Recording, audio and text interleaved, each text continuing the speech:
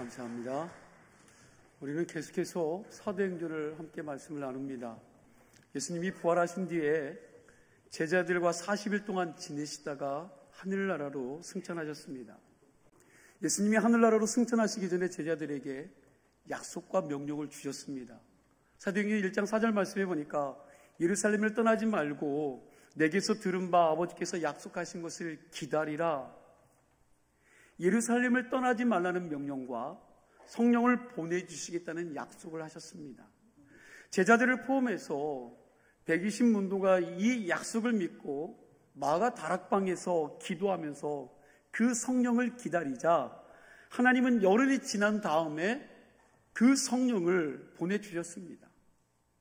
기다리라는 하나님의 약속을 믿고 그를 기다렸더니 그들은 하나님이 약속하신 대로 성령님을 그들에게 보내주신 것입니다. 여기서 우리가 확인할 수 있는 게 뭡니까? 하나님은 약속을 지키신 분이라는 겁니다. 여러분, 성경이 뭡니까? 하나님의 약속의 책입니다.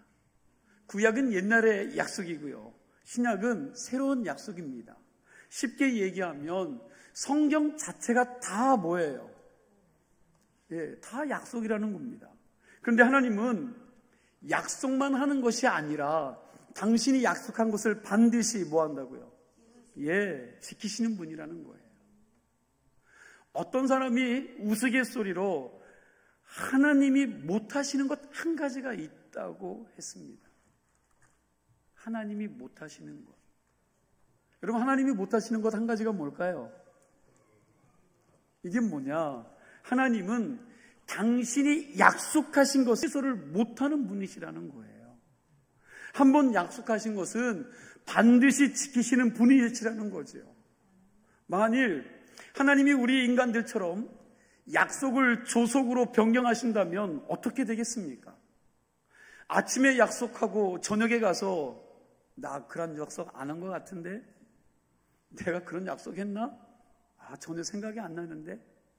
그러신다면 우리 입장에서는 정말 황당한 일입니다. 하나님이 그런 분이시라면 우리가 그분을 신뢰할 수 있습니까? 그러나 하나님은 그런 분이 아니라는 겁니다. 민수기 23장 19절 말씀, 예전 개역 한글로 보겠습니다. 우리 함께 읽습니다.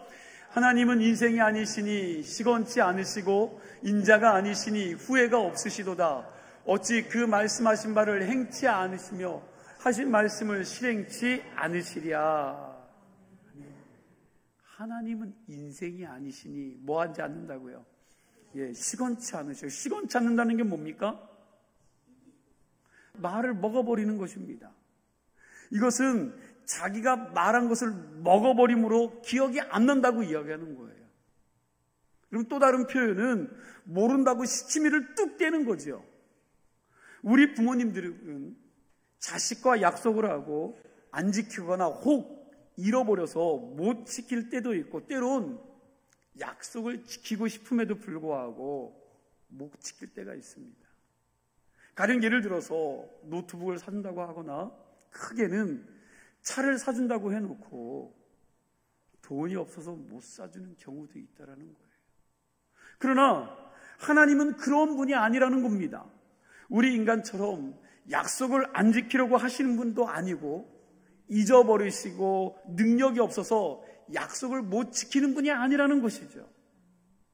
인생이 아니시니 후회가 없으시도다 그랬는데, 당신이 말씀하신 것에 대해서 사람처럼 후회하고 괜히 약속했다고 말을 바꾸는 분이 아니라는 겁니다.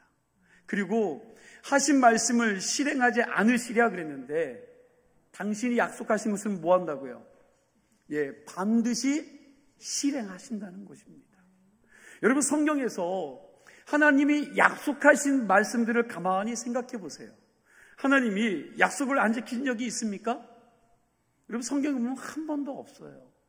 하나님은 아브라함과 약속하신 것도 지키셨고, 이삭과 야곱과 약속해 놓고도 지키셨고, 모세와 여호수아에게도 약속한 것들을 지키셨고, 그 수많은 예언자들의 약속한 것들도 다 지키셨다는 것입니다.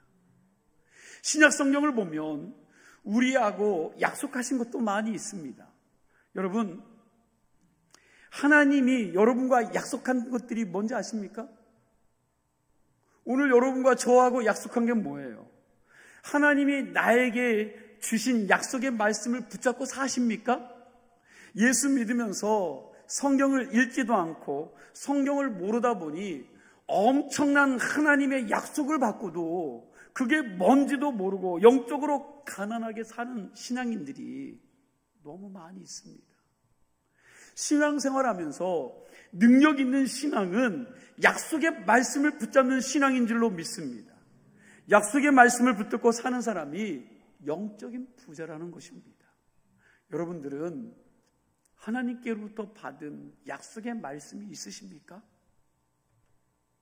이 시간 하나님이 여러분들에게 주신 그 약속의 말씀을 좀 다시 한번 떠올려 보시고 확인해 보시기 바랍니다. 제자들을 비롯한 120문도가 하나님이 약속하신 성령을 보내주신다는 그 약속을 붙잡고 열심히 기도하고 있었는데 약속하신 그대로 오순절날 성령이 그들에게 오셨습니다. 예수님이 승천하고 난 다음 열흘이라는 시간이 지나고 나서 그 하나님의 약속이 그들 가운데 임하고 하나님이 그 약속을 지키신 것입니다. 하나님은 당신이 한번 약속하신 것을 절대로 잃어버리지 않으시고 반드시 지키시는 분인 줄로 믿으시기 바랍니다. 우리가 약속을 반드시 지키시는 그 하나님을 신뢰하고 믿는 믿음의 사람들이 다 될 수 있기를 소망합니다. 이제 두 번째로 생각할 것은 이겁니다. 여러분, 사도행전 2장은요 아주 중요한 말씀입니다. 사도행전 2장에서부터 하나님이 약속하신 성령이 강림하시는 일들이 벌어집니다. 만일 성령 강림의 사건이 없었다면 초대교회는 시작하지도 못했을 것입니다. 오늘 본문을 보면 하나님의 성령이 이 땅에 임하시는 모습이 나와요. 2절 말씀을 보니까 하나님의 성령이 호련히 하늘로부터 급하게 강한 바람같이 임하셨다고 했습니다. 여기서 성령 강림이라는 말이 나왔습니다. 성령 강림절, 성령 강림 주일이 여기서부터 시작된 것이죠. 그런데 이 말이 신학적으로는 정확한 말이 아닙니다. 여러분, 자꾸 질문해서 죄송한데 여러분들에게 묻겠습니다. 성령이 오순절 마가의 다락방에 오셨는데 그럼 그 전에 이 땅에 하나님의 성령이 안 와 계셨습니까? 성령님이 오순절 날 오셨는데 그럼 그전에는 성령이 안 계셨습니까? 그건 아닙니다. 교회 시대를 세 시대로 구분해서 말하는 신약자들이 있습니다. 이 사람들은 구약 시대를 성부 하나님의 시대라고 하고 예수님이 이 땅에 머문 33년을 성자 예수님의 시대라고 말합니다. 그리고 성령 때부터 예수님께서 재림하여 오실 때까지를 성령 시대로 구분해서 말을 합니다. 그런데 정말 이러한 구분처럼 세 시대에 걸쳐 성삼위일체이신 하나님이 한 분씩만 나타나셔서 역사하셨을까요? 창세기 1장을 보면 하나님이 천지를 창조하는 모습이 나옵니다. 여러분, 천지를 창조하시는 성부 하나님, 이 하나님께서 천지를 혼자 창조하셨습니까? 아닙니다. 요한복음 1장 1절 이하에도 보면 말씀이신 성자 예수 그리스도도 창조 사역에 같이 동참하였던 것을 말씀을 통해 알 수 있습니다. 그리고 창세기 1장 2절 말씀을 보니까 땅이 혼돈하고 공허하며 흑암이 깊이 쫙 깔려 있는데 그 위에 무엇이 움직였다고 그랬습니까? 그렇죠. 하나님의 영이 수면 위에 운행하시니라. 아멘.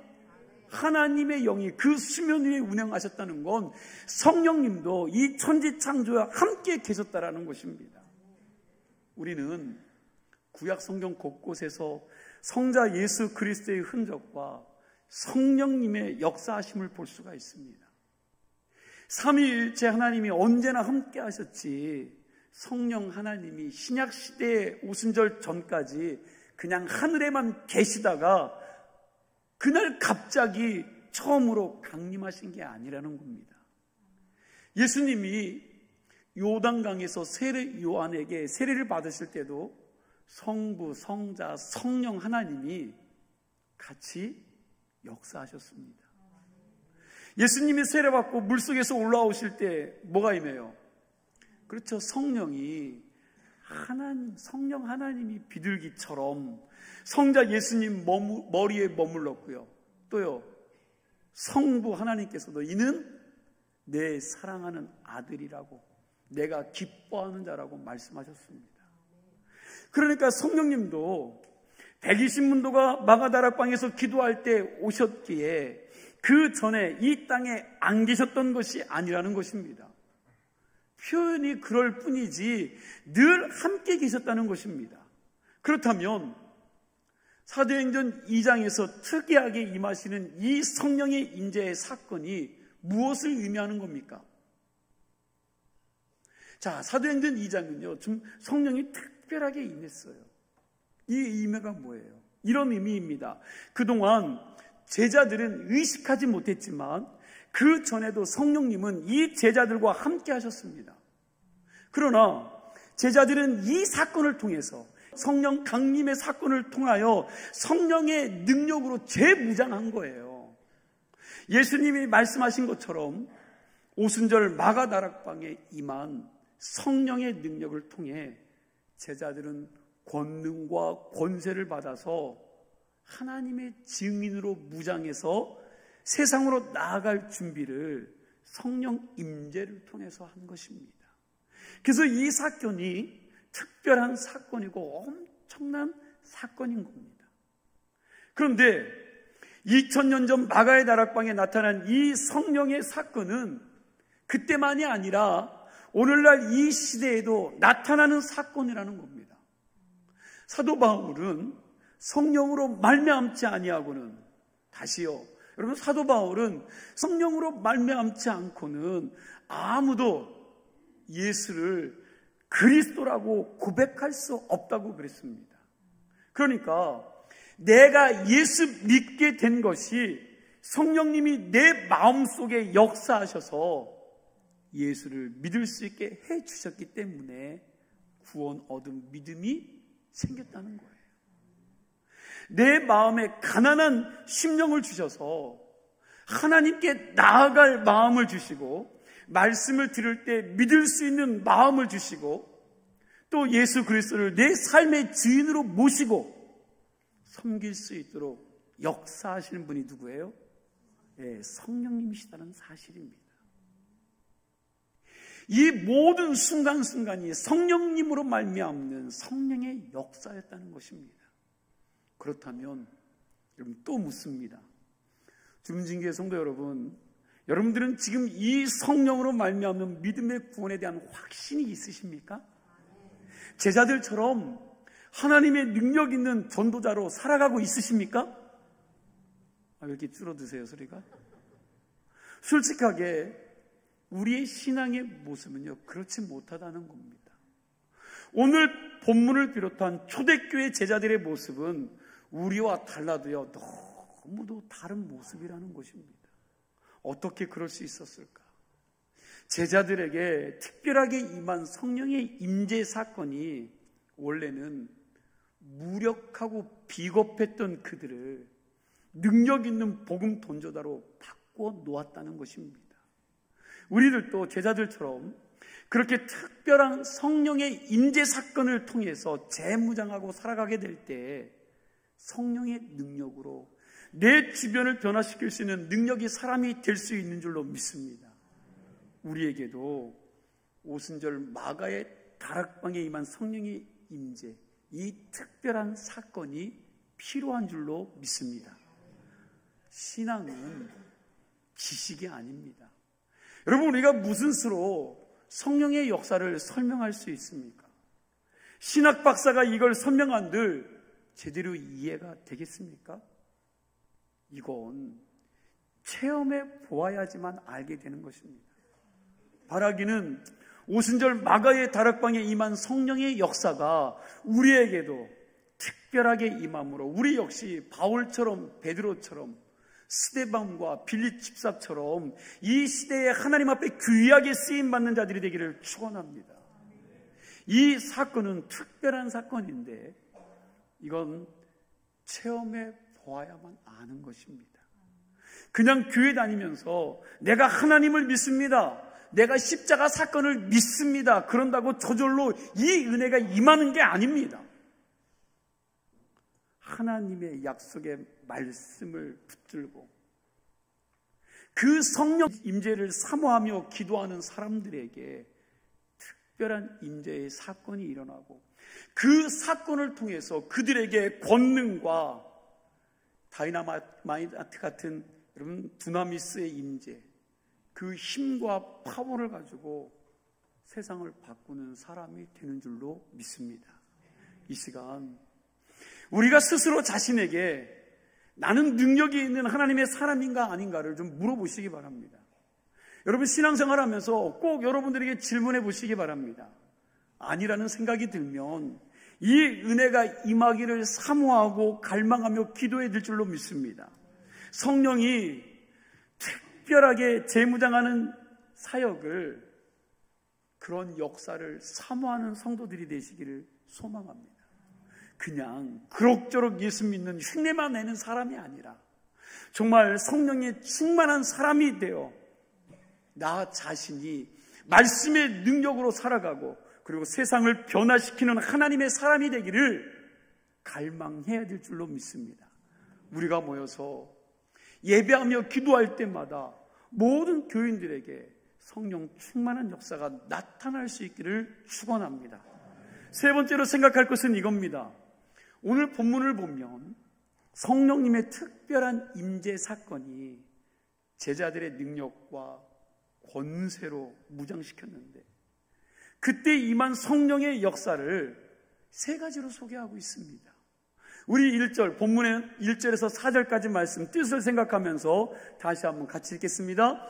오순절 날이 이미 이름에 그들이 다 같이 한 곳에 모였더니 호련히 하늘로부터 극하고 강한 바람 같은 소리가 있어 그들이 앉은 온 집에 가득하며 마치 불의 혀처럼 갈라지는 것들이 그들에게 보여 각 사람 위에 하나씩 임하여 있더니 그들이 다 성령의 충만함을 받고 성령이 말하게 하심을 따라 다른 언어들로 말하기를 시작하니라. 아멘.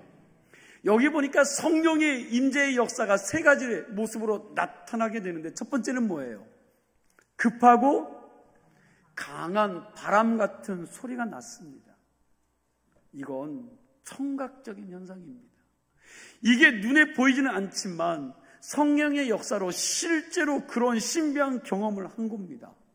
바람 같은 그랬는데 이건 바람이 아닌데 바람 같은 소리가 난 것입니다. 두 번째 나타난 현상은 불의 혀처럼 갈라지는 것들이 각 사람 위에 뭐 했다고요? 하나씩 임하여 있는 것이 그들에게 보였다고 합니다. 불의 혀같이 갈라지는 모양이 그들 한 사람 한 사람 위에 그 머리 위에 머무르는 시각적인 현상이 나타난 겁니다. 첫 번째 나타난 현상이 뭐라고요?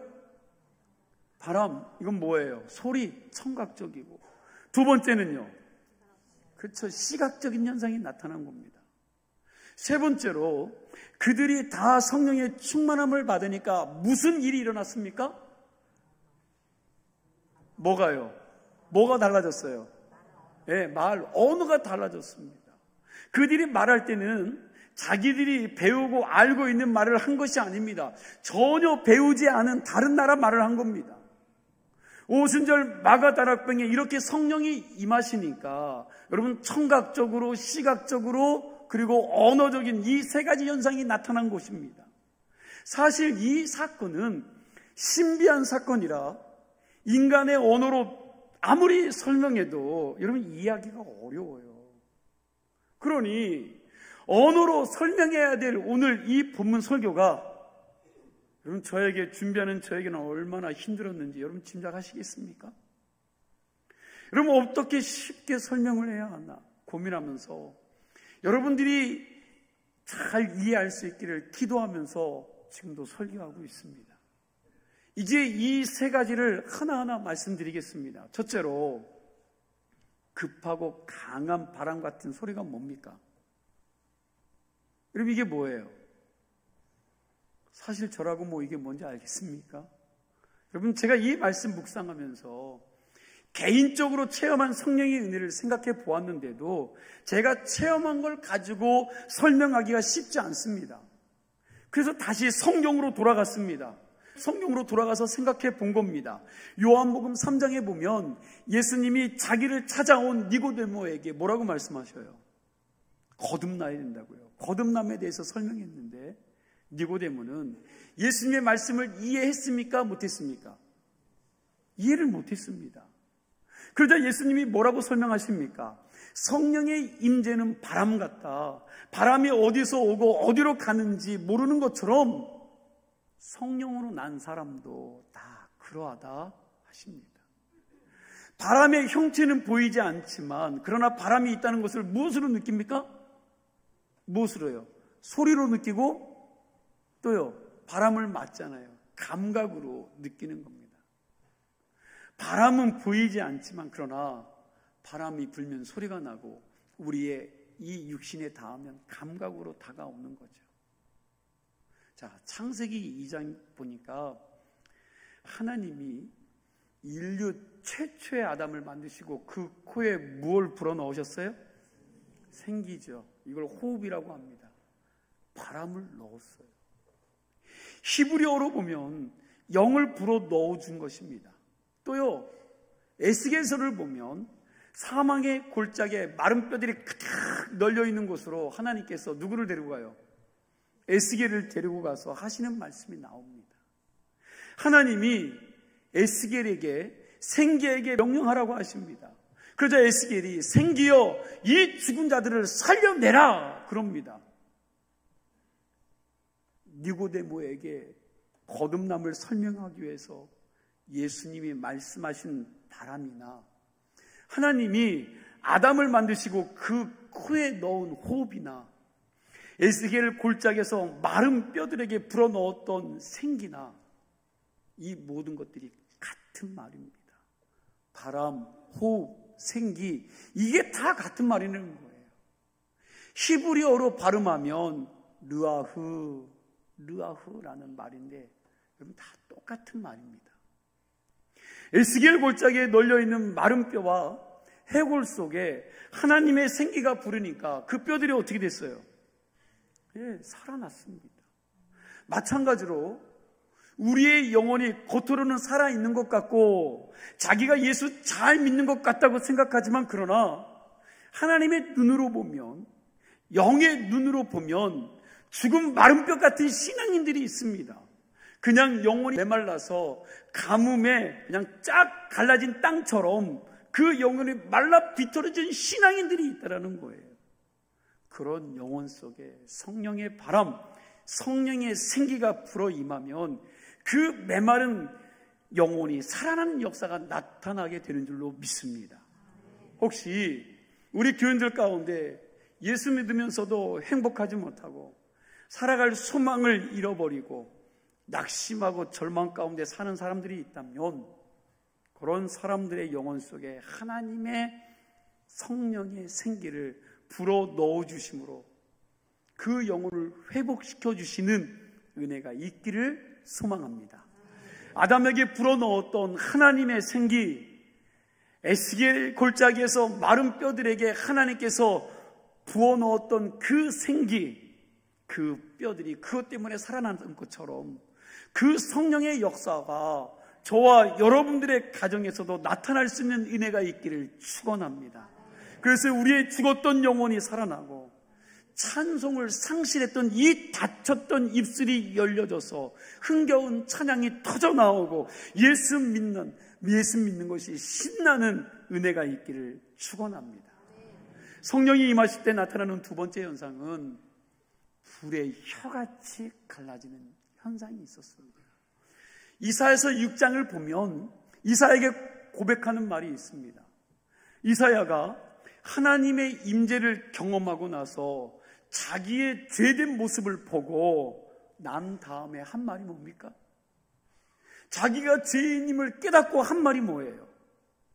부정한 입술이여 내가 죽게 되었나이다. 여러분, 하나님의 임재를 경험한 이사야가 그가 고백하기를 부정한 입술이여 내가 죽게 되었다고 통곡하는데, 천사가 제단 숯불을 가지고 와서 이사야의 입을 지져주니까 그가 거룩한 사람이 된 겁니다. 오늘 본문 말씀을 보니까 성령이 임했을 때 불의 혀같이 갈라지는 형상이 각 사람 위에 임했다라고 했습니다. 그게 뭔지 다 알 수도 설명할 수도 없지만 불같은 뜨거운 것이 임할 때 가장 먼저 일어나는 것이 있습니다. 여러분 뭡니까? 뭐가 일어나요? 여러분 가장 먼저 여러분들이 주님의 임재를 경험할 때 뭐가 일어납니까? 여러분 회개입니다. 성령이 임재하실 때 하는 일이 우리의 죄를 씻어주시고 불태워주시고 거룩하고 성결하게 하신 줄로 믿으시기 바랍니다. 그런데 이것을 두리뭉실하게 하는 게 아닙니다. 각자 개인이 하나님 앞에 가슴을 치면서 통곡하면서 회개하는 것입니다. 성령의 불로 자신의 잘못된 욕망과 죄악들을 불태워버리기까지는 여러분 그 다음 단계로 갈 수가 없어요. 우리가 성장할 수가 없고 성숙할 수가 없다는 거예요. 이사야서 6장 7절 8절 말씀 우리 같이 읽도록 하겠습니다. 우리 함께 읽습니다. 그것을 내 입술에 대며 이르되 보라 이것이 내 입에 닿았으니 내 악이 제하여졌고 내 죄가 사여졌느니라 하더라. 내가 또 주의 목소리를 들으니 주께서 이르시되 내가 누구를 보내며 내가 누구를 위하여 갈까 하시니 그때 내가 이르되 내가 여기 있나이다 나를 보내소서 하였더니 아멘. 이렇게 죄사함의 은혜를 받으면 뭘 하고 싶어요? 여러분 주님께 헌신하고 주님께 순종하는 거죠. 주님의 일을 하고 싶은 겁니다. 이런 죄사함의 결과가 뭐냐면 여러분 하나님께 순종하고 그분 앞에 헌신하는 거예요. 사람 앞에 헌신하고 사람 앞에 순종하는 것이 아니라 그 하나님 앞에 순종하고 헌신하게 된다는 겁니다. 찬송가 184장에 보면 불길 같은 주 성령 강구하는 우리에게 지금 강림하셔서 영광 보여주소서. 주의 제단 불 위에 우리 몸과 영혼과 우리 가진 모든 것 바치오니 모든 것 다 바치고 비고빈 마음에 성령 충만하도록 주여 채워주셔서. 후렴이 뭐예요? 성령이여 임하사 우리의 소원을 만족하게 하소서. 기다리는 우리에게 불로 충만하게 하소서. 그리고 옛날에 참 많이 불렀지요.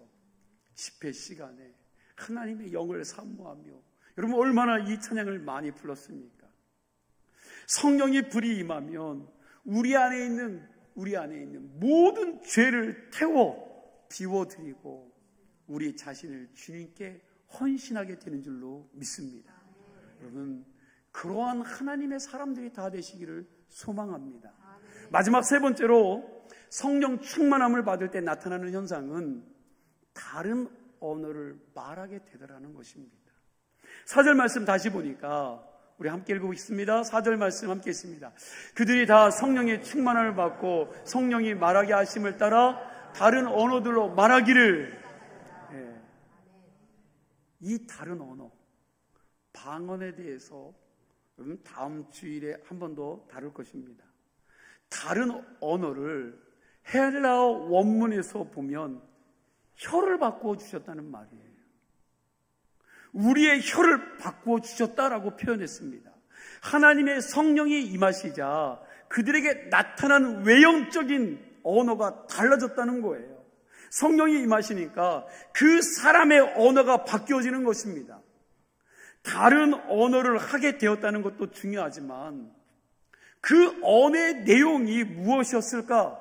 무엇을 말하게 하셨을까? 무슨 말을 하게 하시기 위해서 다른 언어들로 그들이 말하게 하셨을까? 성경을 읽으면서 이게 더 궁금해하지 않을까요? 왜? 목적이 뭘까? 이 이야기를 하기에 앞서 창세기 11장을 보면 바벨탑 사건이 나오는데 그 사건이 우리에게 주는 메시지가 뭡니까? 자, 바벨탑이 주는 사건의 내용이 뭐예요? 창세기 3장부터 시작된 인간의 죄악이 4장에 가서는요, 점점 확대되는 모습이 나옵니다. 맨 처음에 아담과 하와가 하나님의 말씀에 어땠어요? 불순종했지요. 그래서 먹지 말라는 선악과를 따먹은 다음에 남편과 아내가 갈라지고요. 그렇게 부부가 갈라지니까 형이 동생을 죽이죠. 형제가 갈라지고, 여러분, 가족이 갈라지고, 하나님을 명령을 지키는 사람들과 그 명령을 등 뒤로 던져버리고 내 마음대로 살아가는 사람들이 갈라집니다. 그러다가 창세기 11장에 가서 바벨탑 사건이 일어난 겁니다. 이 바벨탑 사건의 핵심은 하나님을 대적하는 일을, 여러분, 하나님을 대적하는 일에 한 마음을 품는 자들의 언어를 어떻게 하신 거예요? 예, 다 흐트러 놓으심으로 그들의 반역 행위를 멈추게 하셨다라는 거예요. 그들이 같은 언어로 하나님을 반역한 겁니다. 마음을 같이 해서 그들이 죄를 도모했죠. 그런데 하나님께서 그들을, 그 언어를 다 흐트러 놓으시고 그들의 반역을 멈추게 하셨습니다. 하나님을 향한 죄악을 품은 채 인간들이 서로 마음과 말을 맞추면 하나님은 세상을 심판하실 수밖에 없기에 언어를 알아듣지 못하게 뭐 했다고요? 알아듣지 못하게 흩어 놓으신 것입니다. 이렇게 언어가 혼잡되고 서로가 알아듣지 못하게 된 것은 뭐 때문에? 그렇죠. 인간의 죄 때문이에요. 인간의 죄 때문에. 죄를 도모하는 일에 발빠른 우리를 제지시키는 가장 빠른 방법은 언어를 흩으신 겁니다. 그런데 성령이 오시니까 이 언어의 변화가 생긴 거예요. 흩으셨던 그 언어의 변화가 생겼습니다. 알아듣지 못하게 해서 죄를 도모하지 못하게 하셨던 하나님이 이제는 배우지 않은 언어를 하게 하셔서 그곳에 온 세계 곳곳에서 모여든 그 사람들에게 알아듣게 하는 역사가 일어났다는 사실이에요. 방언을 하게 하신 이유는 그 목적이 뭡니까? 알아듣지 못하는 언어로 나만 신령한 기도를 한다고 자랑하는 사람이 되기 위해서가 아니라 각 나라의 방언으로 그 나라의 말을 하게 하신 그 하나님께서 제자들이 전하는 복음을 디아스포라, 다시 말하면 흩어졌던 유대인들이 다시 모여들면서 각 나라의 언어로 알아듣고 온 세계로 돌아가 예수 그리스도의 복음을 전하게 하려는 목적으로 방언을 하게 했다라는 것입니다. 다른 방언을 말하는 것보다 중요한 것은 그 방언이 무엇을 말해주기 위해 시작되어졌는가입니다. 여러분, 이 방언이 뭘 말하기 위해 시작되어진 겁니까? 뭘요? 여러분, 전혀 이해를 못하십니까? 여러분, 이들이 방언을 시작하게 한 건 디아스포라, 다시 말하면 각 지역에서 모여든 그 사람들이 알아듣고 뭘 하기 위해서? 예수 그리스도를 증거하기 위해서. 여러분, 복음이요, 복음. 복음을 위해서 방언을 하게 하신 거예요. 오늘 우리는 마가의 다락방에 성령 임하실 때 나타나는 현상을 여러분과 제가 함께 살피었습니다. 여러분, 우리가 다 하나님을 믿는 사람들인데 우리의 문제가 뭡니까? 우리의 문제가 뭐예요? 우리의 문제는 나의 생각으로 하나님의 능력을 제한한다는 것입니다. 우리는 하나님을 믿으면서도 그냥 자기 생각에 갇혀서 하나님의 우리가 미처 생각할 수 없는 신비한 일을 얼마든지 하실 수 있다는 사실을 온전히 믿지 못합니다. 그러니까 우리가 성령을 믿지 않는 게 문제가 아니라 성령님의 능력을 내 생각으로 제한하는 게 문제라는 것입니다. 그러니 이제부터는 내 경험과 내 지식과 내가 조금 알고 있는 여러분 교리를 가지고 하나님의 뜻과 성령의 역사함을 좀 제한하지 마시기 바랍니다. 열려있는 신앙으로 성령의 능력을 사모하는 하나님의 사람들이 다 되시기를 축원합니다. 이제 말씀을 마무리합니다. 하나님의 생기가 저와 여러분의 가정에 불어서 우리의 영혼과 우리의 가정을 새롭게 해주시는 은혜가 있기를 축원합니다. 성령의 불이 우리의 구체적인 삶의 현장에 임함으로 우리의 더럽고 추악하고 폐역했던 것들을 다 불태워 주심으로 우리를 거룩한 하나님의 백성으로 만들어 주시는 은혜가 있기를 축원합니다. 다른 방언은 말하는 것도 중요하겠지만 알아들을 수 있는 여러분들의 언어로 복음을 말하기 시작하는 성도들이 다 되시기를 주님의 이름으로 축원합니다.